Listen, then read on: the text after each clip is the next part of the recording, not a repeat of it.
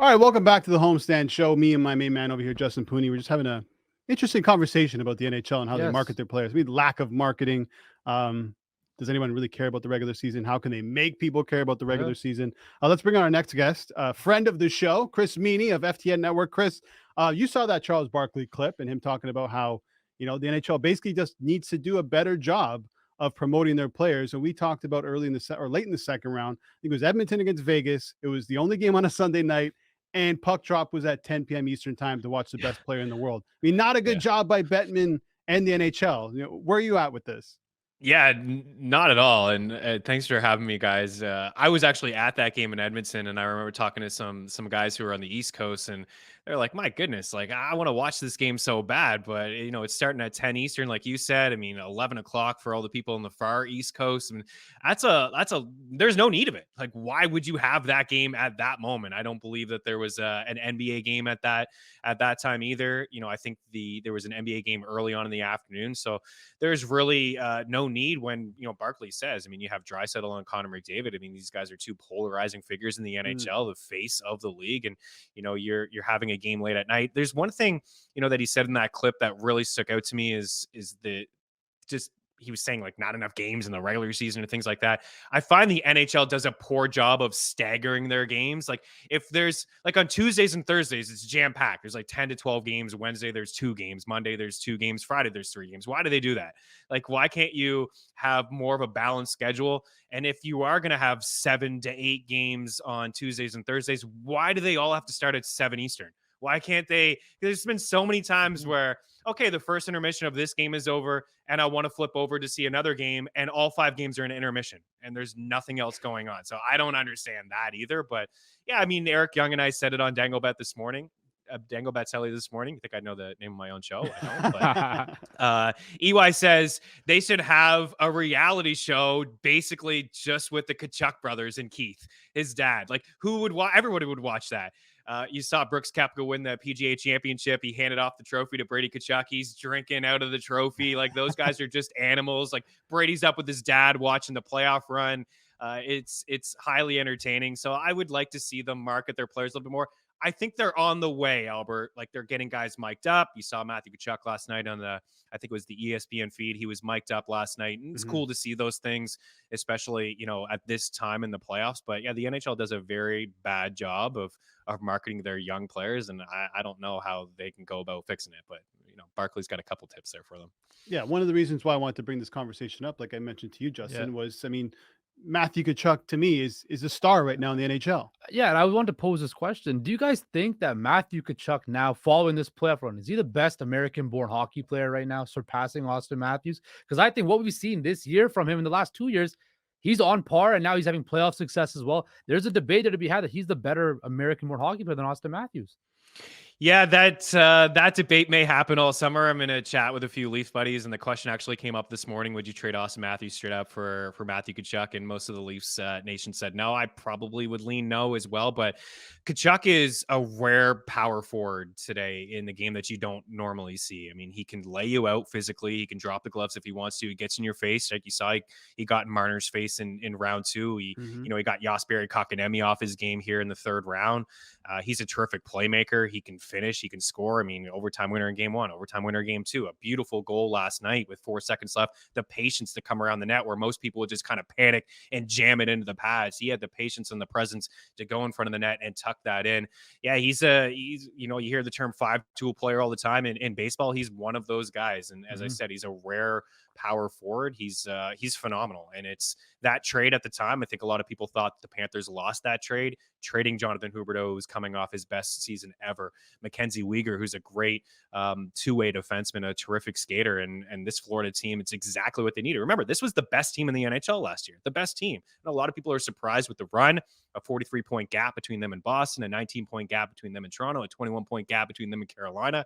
But that's exactly what they needed. Those type of players go a long way in the playoffs, but Matthews is arguably the best goal scorer in the NHL, and goals are hard to come by. So yeah, that's a debate for maybe another time, but I'd still lean Matthews, but my goodness, like you need these type of players to go the distance in the playoffs. You just need those type of guys, and they're hard to come by. Brady is the same way, a little bit tougher.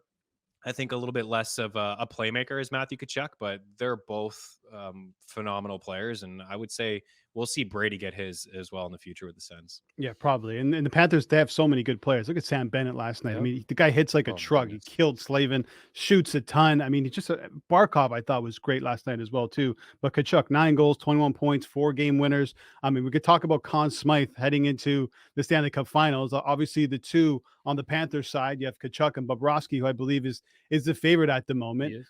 Heading into the Stanley Cup Final as the Panthers. I mean, which way are you leaning for the Panthers if they win the Stanley Cup?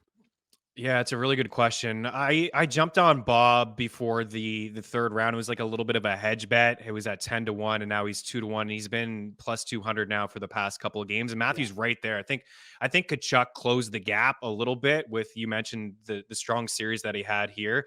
I think that voters usually lean with the goaltender if it's super close, and they will, like, it's throughout the entire playoffs, of course, but they will heavily lean on the performance in the Stanley Cup Finals. So if Bobrovsky continues this, I mean, 2 or fewer goals in 8 of his last 9, only 16 over that span.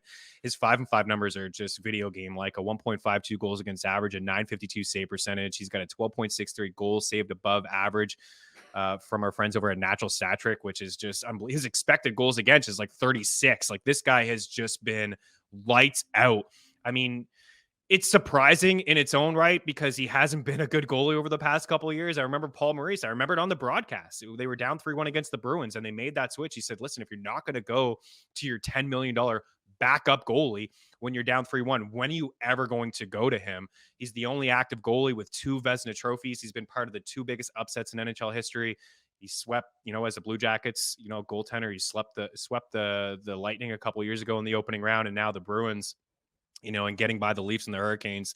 This is a guy that's probably just going to get 30 plus saves every single night. Like, if he plays Vegas in the next round, they're a very deep team, strong 5-5. So I'll probably lean Bobrovsky, but the gap is closed, and Matthew Tkachuk is just 1 point away from leading the playoffs in points. And if Hintz is bounced here tonight, he's most likely going to lead the playoffs in points. So it's going to be tough, but me personally, I lean with the goaltender, and I think voters will probably lean to the goaltender as well. But there's a sneaky little Bet365 market that I just came across this morning is who will get the cup first. And I think maybe you'll see Barkov hand that over to a guy like Matthew Tkachuk is the new guy there. And he's like hanging around plus 800. So if you want to get involved with some different crazy DGen odds, that's me. That. I saw that today, and I'm like, I'm like, Bobrovsky's a good story. I'm like, has Eric Stahl won a cup? He's won a cup. I wish I had the odds on it. Will the Panthers touch the Prince of Wales trophy? Do you believe in that superstition at all or whatsoever? No. I don't believe in any of it. I'd touch it. Live in the moment. Are you kidding me? Like, I thought Barkov was going to skate around with it last night, like the cup, and raise it for his head. He kind of did a little lap. Like, that would be out of control. I don't want to see any of that. If I was a Panthers fan, I'd be like, whoa, what are you doing? Just go take that trophy and take it to the locker room, put a couple of brewskis in it. But I don't believe in any of that stuff. And, the Florida Panthers, I thought Carter Verhaeghe said it the best when they beat the Bruins, because the Bruins were the President's Trophy, winners, and they had the best season of all time. But Florida was basically in that same situation last year. They were the best team in the league, and they had all that pressure, and they didn't live up to the hype and the pressure. And you got to learn to lose before you learn to win. So, you fast forward a year, and, they had so many upsets. They're living in that moment. Last year was so, such a down moment for them. Touch it, whatever. 3 of the last 5 Stanley Cup winners had won the President's Trophy the year before. So, maybe it's a curse that year, but maybe, the following year you have some success. So I'm all about just living in the moment. Don't raise it above your head, but have some fun with it. And you can tell the guys did. It's just so tough to get to this point. You guys know, you're always talking about the Leafs and Toronto. Everyone's always hard on them, and we could be hard on them too, but it is just so difficult to get to this point. So live in the moment, have some fun with it. Yeah, look, we talked about Bobrovsky, we talked about Tkachuk, but we haven't talked about the Panthers' decor. Brandon Montour is averaging over 27 minutes a game. Aaron Ekblad's at 25. Gustav Forsling averaging 26 minutes a game. When you look at this Panthers decor, there's no like big name Victor Hedman or superstar, but just how did you see this Panthers decor shape and just be so rock solid? Yeah, and that's from, again, losing Mackenzie Weegar last year, Mhm. and you would expect them to take a little bit of a downfall. That's their weakest, probably, part of their game is maybe defensively and, killing penalties and things, but that's not a slight at any of those defensemen you just mentioned. I mean, Aaron Ekblad's fantastic. He's a couple years removed from getting, Norris votes, and if his season wasn't cut short due to a significant injury, he may have won that award. And having a guy like Brendan Montour, Anaheim really just they had a lot of great defensemen a few years ago. Montour, Hampus Lindholm, Cam Fowler, John Manson. They had all these guys, Josh Manson, and they just like mismanaged all of it. Kept, you know, I do like some of their players that they ended up keeping, but Montour is just like the best kept secret, and everyone's seeing him on the biggest stage now. He's a terrific skater. You mentioned the ice time. He jumps in on the rush. He's the quarterback on that power play. His shot prop's been 2.5. We've been hammering that since day one here. He had a breakout campaign with 70 plus points. I mean, he's just a terrific all around player. And his breakout this year and the departure of Mackenzie Weegar, like it all kind of ties in. You lose Weegar, now more ice time for him, and he's able to, ease off some of the ice time that Aaron Ekblad has had over the past couple of years. So all of a sudden he's in a little bit of a different role. And then I'll even throw Gudis out there because that guy will finish every hit. And you don't want him, like, once he hits you once or twice, it's in the back of your mind that he's coming at you. You don't want to enter the zone with your head down because he's going to lay you out. So it's a good defensive core, but I think ultimately, they're just 3 lines deep. And, we're seeing Sam Reinhart, we're seeing the breakout from Luosterainen and Anton Lundell. So I think they're just an overall deep squad. Means I wish we had more time with you because I want to talk about Jamie Benn and that boneheaded play on Mark Stone. But before I let you go, about 10 seconds to go, your best bet tonight. Let's go Wyatt Johnson. He's averaging 4 shots per game at home, just 2.2 on the road. He had 10 shots in the first 2 games of the series in Vegas. He leads all skaters on Dallas in shots on goal in this series, 14. So over 2.5 at plus 112. You're the man, Meaney. Thanks for doing this. Appreciate you.